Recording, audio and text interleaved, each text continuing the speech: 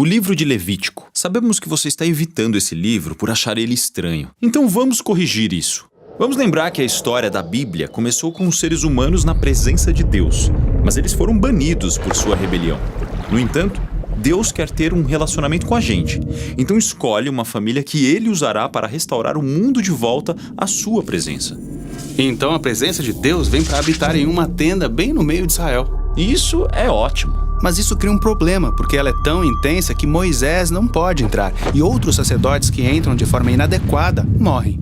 Mas espere aí, se a presença de Deus é boa, como ela de repente é perigosa para as pessoas? Pense dessa forma, a presença de Deus é como o sol, é puramente poder e bondade. E quando algo mortal e corruptível se aproxima de um poder tão puro, isso é destruído. Então a palavra santidade é usada em Levítico para descrever a presença pura e poderosa de Deus, que assim como o sol, é ao mesmo tempo boa e perigosa. O ponto de Levítico é mostrar como israelitas corrompidos podem viver perto da bondade de Deus sem serem destruídos. Agora no livro há 3 formas de como tudo isso vai funcionar, e elas vão parecer estranhas para você, mas aguente firme com a gente.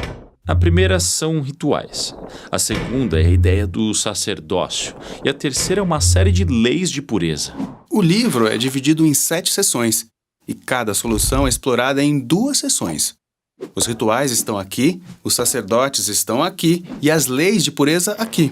Agora, a primeira solução, rituais, envolve muitos sacrifícios de animais. Então Levítico começa com instruções detalhadas de como fazer esses sacrifícios. Alguns são formas de dizer obrigado a Deus, e outros são simplesmente formas de dizer eu sinto muito. E aqui no fim do livro tem mais rituais. Esses são a respeito de observar dias e festivais sagrados.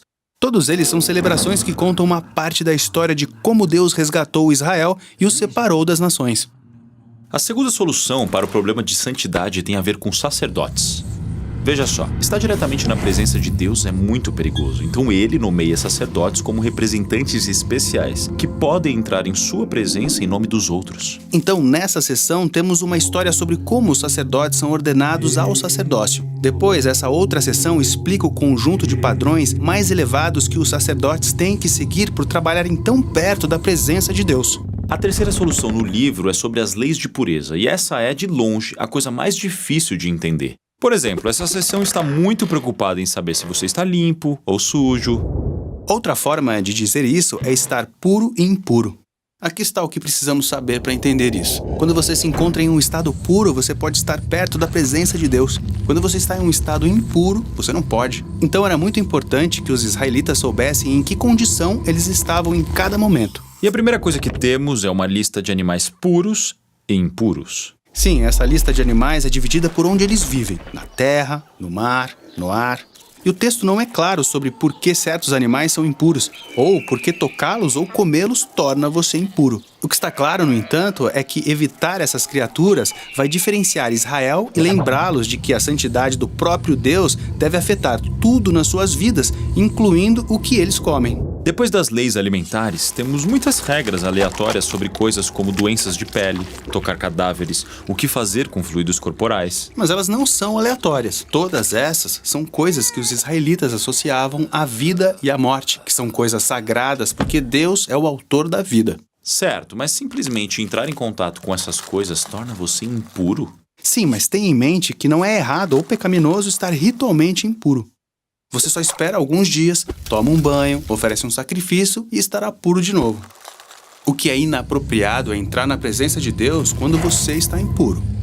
Agora, tem mais leis de pureza aqui nesta seção. Sim, elas focam no comportamento moral de Israel. Essas são leis sobre a justiça social, relacionamentos saudáveis e integridade sexual. Viver segundo essas leis fará de Israel um povo moralmente puro, que pode viver perto da presença de Deus.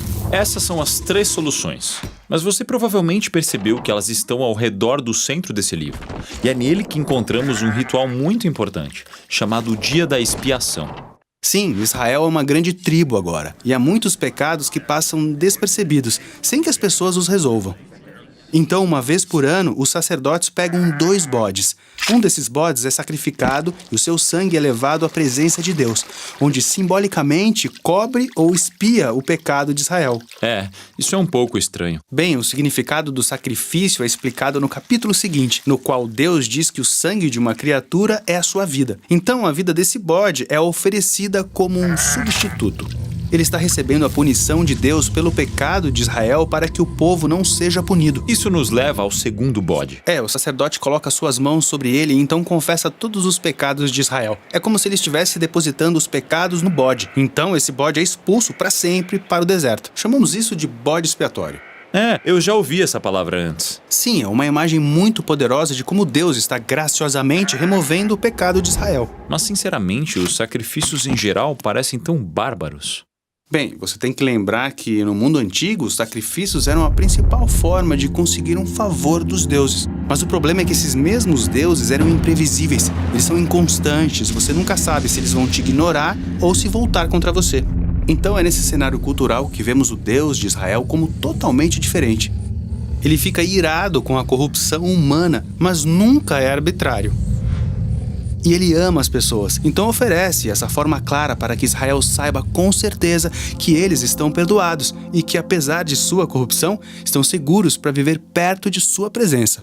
E então, na verdade, isso torna o livro de Levítico uma declaração revolucionária para a sua época. Então isso é Levítico. Mas Israel ainda está no Monte Sinai, no meio do deserto. Eles precisam de um lugar para viver. Sim, a terra que Deus prometeu a Abraão. Então a viagem àquela terra é o tema do próximo livro da Bíblia. Nossa missão no Bible Project é ajudar as pessoas a experimentar a Bíblia como uma história unificada que leva a Jesus. Tudo que produzimos é gratuito, graças a pessoas generosas que se encontram ao redor do mundo, assim como você. Você pode acessar toda a nossa biblioteca de vídeos, conferir todos os nossos recursos e juntar-se a nós em bibleproject.com/português.